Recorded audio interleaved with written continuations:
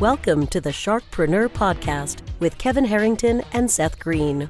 Kevin Harrington is the inventor of the infomercial, one of the original sharks from the hit TV show Shark Tank, and has generated over $5 billion in TV and digital direct response sales.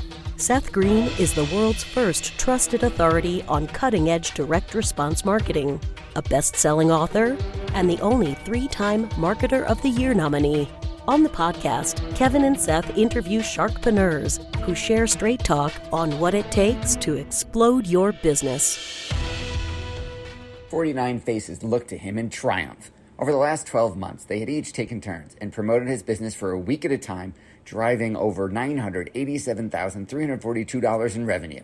What if you had a network of 50 centers of influence who promoted your business every week for a year?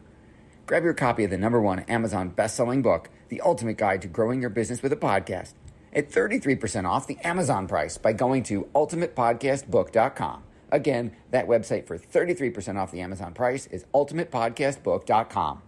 Welcome to the podcast. This is your co-host, Seth Greene. Today, I have the good fortune to be here with Kasim. Kasim is a serial entrepreneur who has built multiple 7- and 8-figure businesses, including 2 successful exits.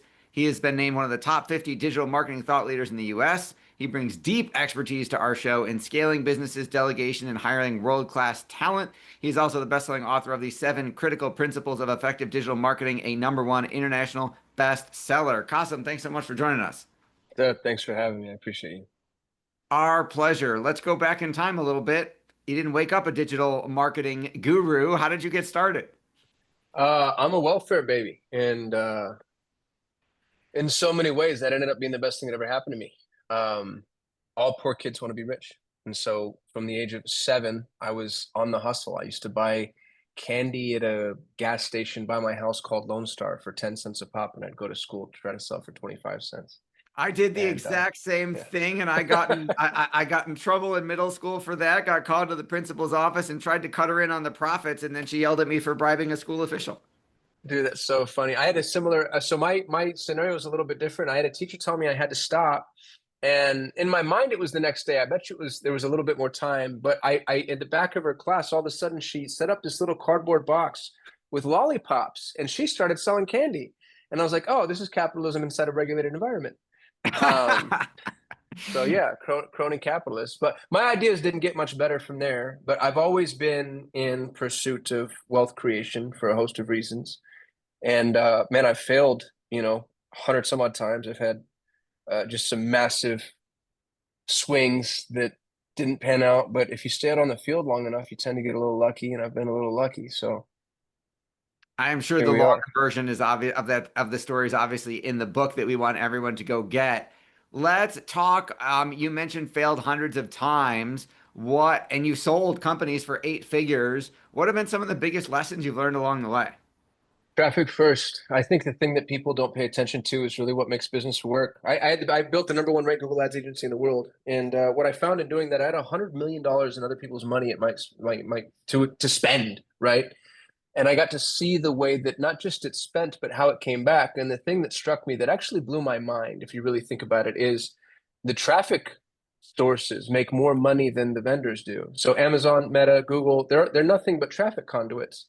And especially using an e-commerce example is the easiest just because it's the most accessible. But if you take an e-commerce company, the amount of money they spend on traffic exceeds the amount of money they spend on cost of goods, fulfillment, operations, sometimes combined. And it almost always, and this is the part that blows my mind, it almost always exceeds the amount of money they take home. Your traffic cost exceeds your net profit, generally speaking, in commoditized environments, which would be e-com, SaaS, some professional services.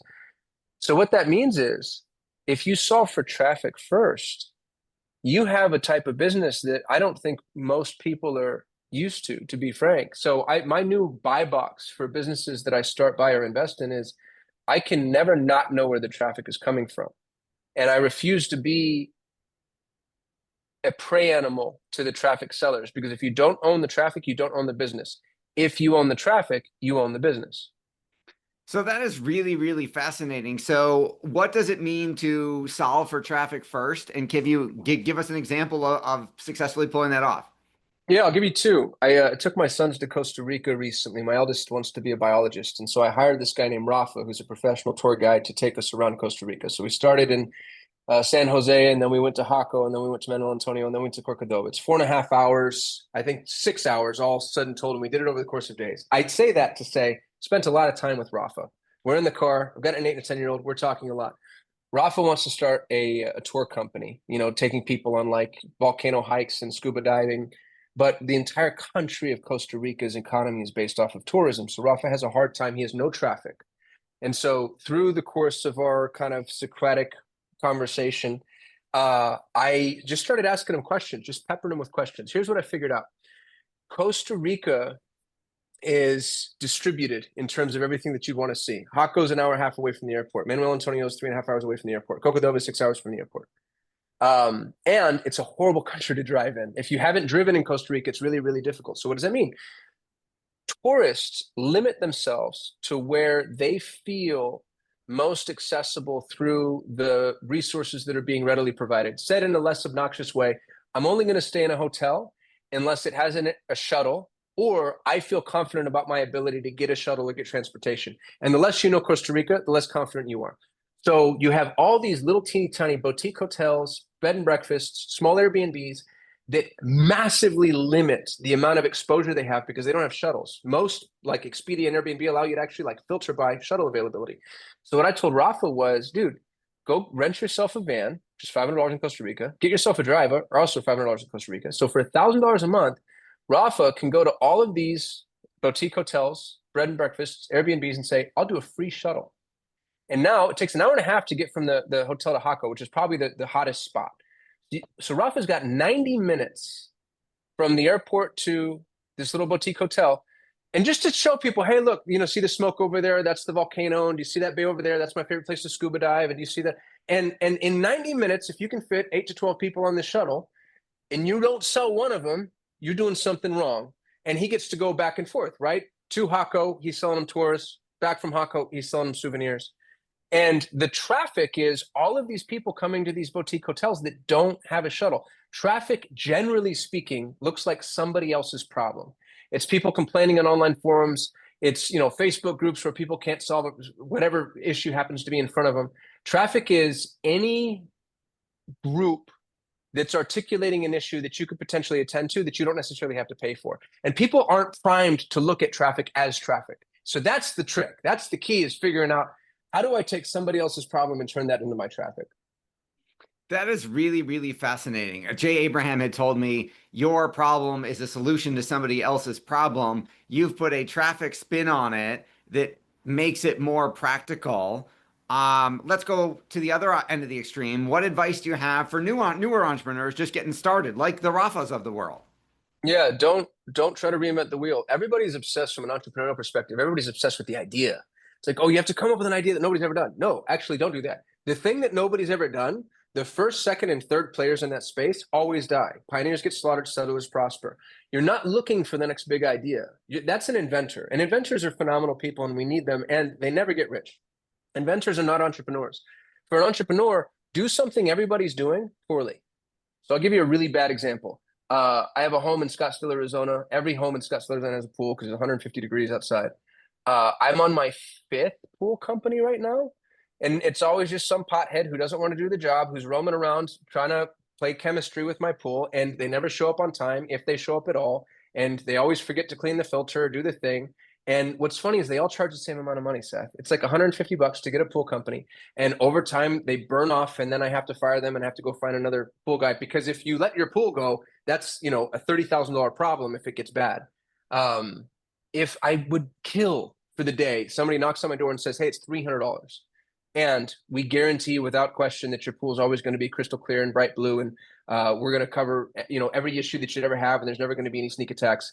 There's no shortage of room at the top in any industry. If you don't know what to do, go start washing windows. Because here's the thing, your first business is going to fail anyway. It's a statistical truism. For $50, you can go to Home Depot and get yourself a buck, some soap, a squeegee, a mop, and then you start roaming around. And in any city in the world, I guarantee you're going to find dirty windows. And that's the thing about traffic is there's no question as to where the traffic comes from. Now, are you going to get rich? No, but you're going to learn things like marketing, outreach, fulfillment, communication, ascension. You don't even know right now how to manage customer information or how to charge, right? Like where does a credit card swipe? And so business is iterative. It's always going to be iterative. And in order to iterate, you have to have swings. So what most people do is they start a business in a way that inhibits their ability to swing the bat. So imagine for a minute you want to get really good at swinging a bat. The thing that you do is you go to a batting cage and you'd make sure that there was something or someone throwing balls to you over and over and over and over and over again. You're going to get really good at swinging. What most people do is they start a business where they now have to run around roaming the streets saying, hey, Seth, can you please throw me one ball?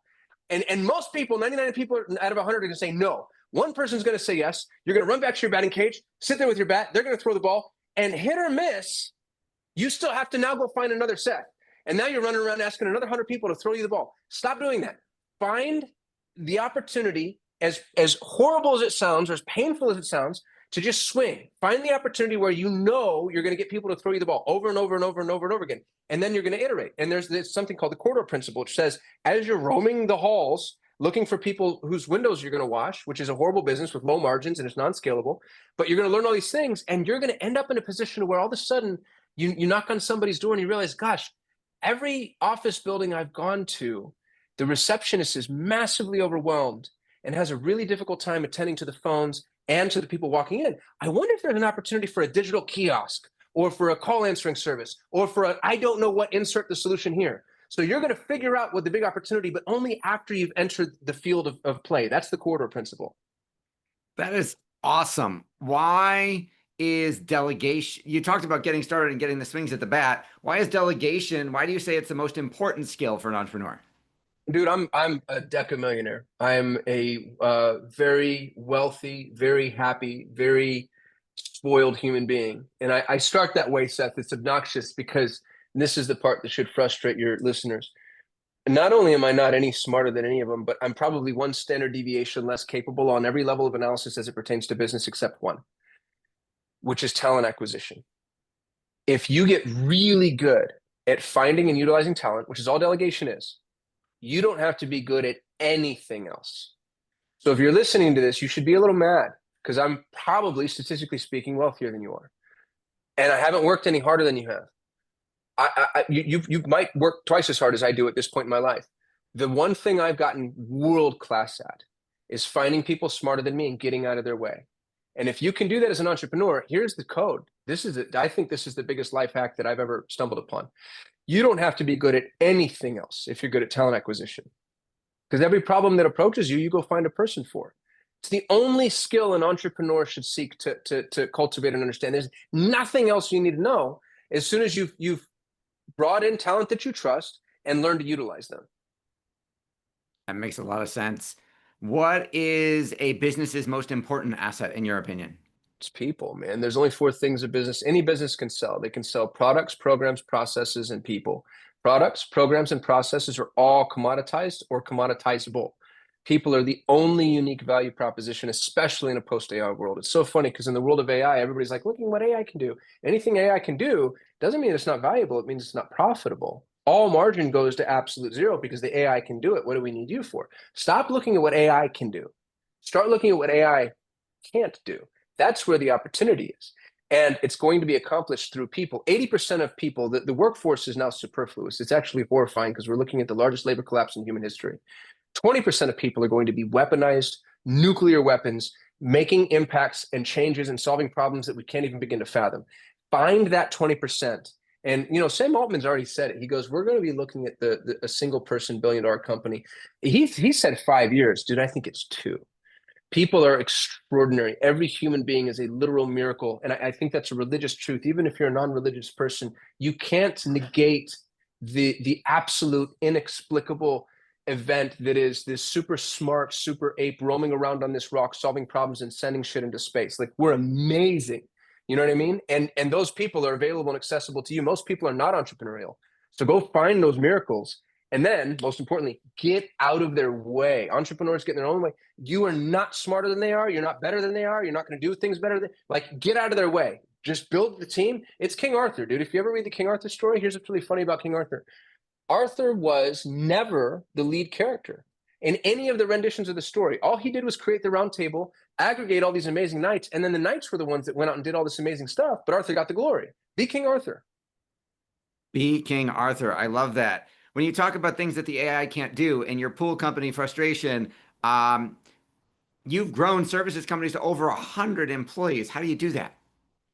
Love people, man. It sounds so cliche and so stupid and like absolute lip service, but if you don't put yourself in a position to do the things that don't scale through human endeavor, I think what you're going to find is all you can build in that case is Quicken Loans.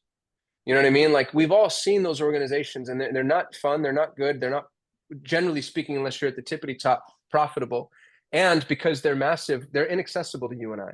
So if you want to grow really functional organizations, focus on people, and not just employees. Focus on your customers, focus on your vendors, focus on what moves the needle for them. If all you're ever doing is looking at the balance sheet, there's a sterility to that endeavor that will never lend itself to what I think is the true spirit of entrepreneurship, which is solving problems. And you're solving problems on all lines of defense. In a real entrepreneurial environment, you're not just solving the client's problem, right? Like, we own a staffing agency. We staff EAs out of Latin America. So I take overwhelmed entrepreneurs and I give them a hyper-functional executive assistant. It takes 1,000 people to produce one EA. They're assassins. I'm not just solving that entrepreneur's problem. I'm solving the EA's problem, because I'm taking a person in an emerging nation that doesn't have access to opportunity. I'm paying them a multiple of what they make domestically, letting them work from home on a semi-flexible schedule, do meaningful work for somebody that matters. Like, that's a problem that solved a problem, and then I make money too. And if not philanthropic, I make a ton of money. So it's win-win-win. And I think that that's the entrepreneurial endeavor. And if you can do that, man, you're off like a rocket. That is absolutely incredible. Why was going completely broke the best thing that ever happened to you?